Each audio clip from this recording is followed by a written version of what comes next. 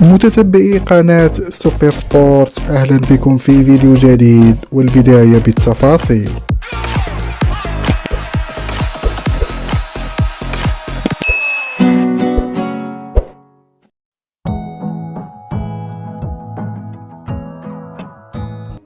انفضح استهداف جديد من الجارة الشرقية للمغرب بعد الفضائح الأخيرة المتتالية التي طالتها جراء احتضانها لكأس إفريقيا للاعبين المحليين، ومواقفها السياسية التي أضعفت بشكل صارخ حظوظها في المنافسة الرياضية ووضعها في موقف محرج أمام صناع القرار على المستويين القاري والدولي.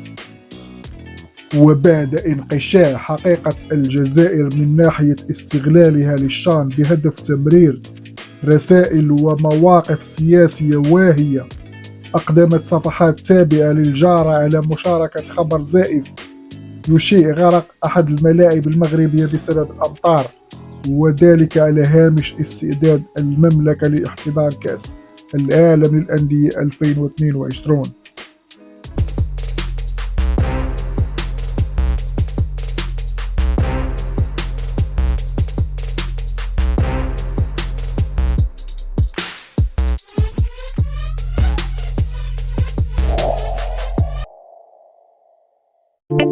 شكرا على مشاهدة الفيديو، المرجو الاشتراك في القناة وتفعيل الجرس ليصلك كل جديد من قناة سوبر سبورت.